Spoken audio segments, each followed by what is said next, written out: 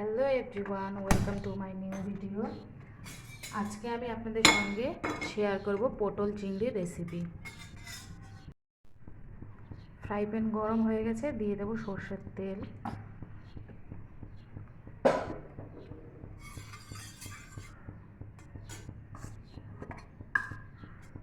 এবার দিয়ে দেবো আগে থেকে মেখে রাখা চিংড়িগুলো।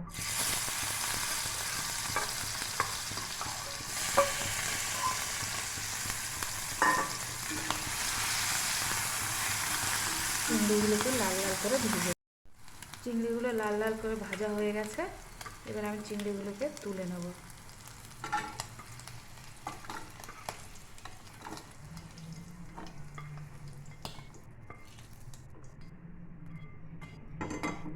চিংড়িগুলো তুলে নিয়েছি।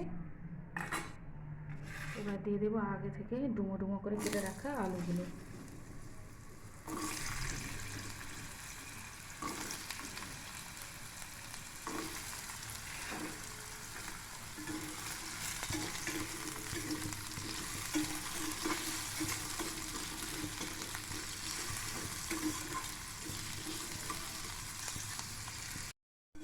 এখানে আমার আলু ভাজা হয়ে গেছে। এবার আলুটাকে তুলে নেব।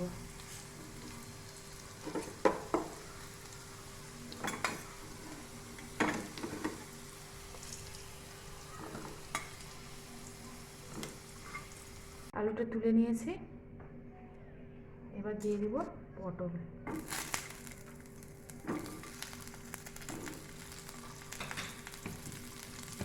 একটু লবণ দিয়ে দেব।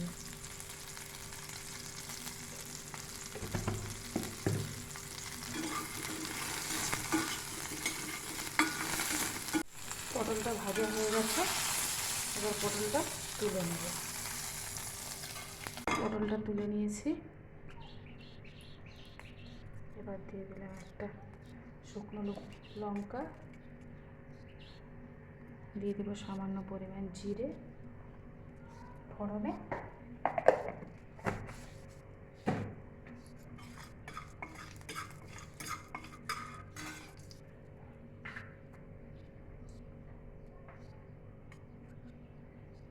এবার দিয়ে দেবো পেঁয়াজের পেস্ট।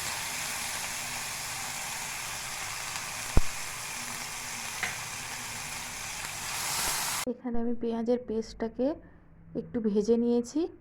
এবার দিয়ে দিব গুঁড়ো মশলাগুলো। দিয়ে দিলাম হলুদের গুঁড়ো, লঙ্কা গুঁড়ো আর আদা রসুন পেস্ট।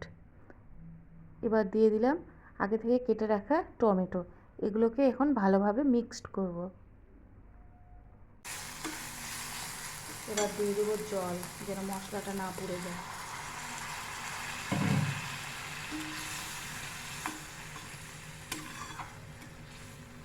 এইভাবে 10-15 মিনিট কষাবো মশলাটাকে।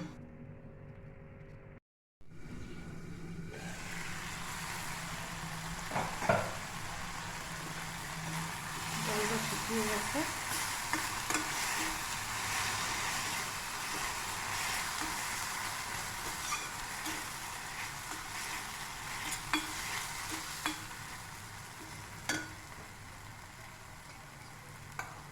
এবার দিয়ে দিব 2 চামচ দই, আগে থেকে ফেটিয়ে রেখেছিলাম।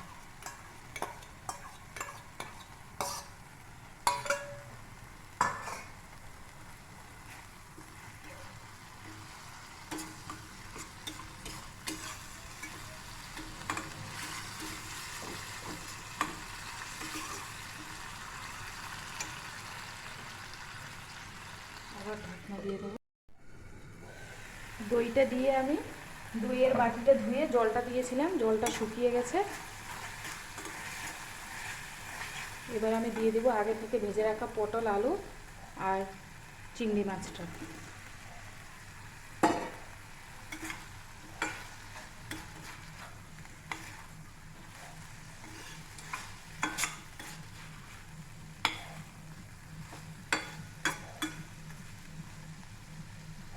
এবার আমি আবার জল দিয়ে দিব, যেন আলু আর পটলটা সেদ্ধ হয়।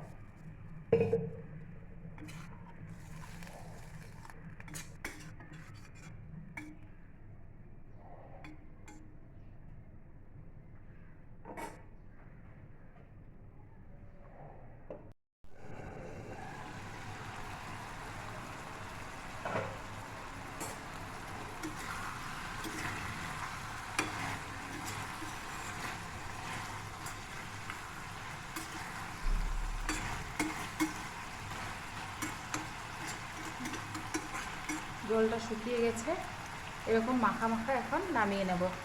গ্যাসটা বন্ধ করে দিলাম। মাখা মাখা পটল চিংড়ি রেডি। ভিডিওটা কেমন লাগলো অবশ্যই জানাবেন। লাইক কমেন্ট শেয়ার করতে ভুলবেন না। আর আমার পেজটিকে ফলো করে পাশে থাকবেন, সাবস্ক্রাইব করবেন। বাই।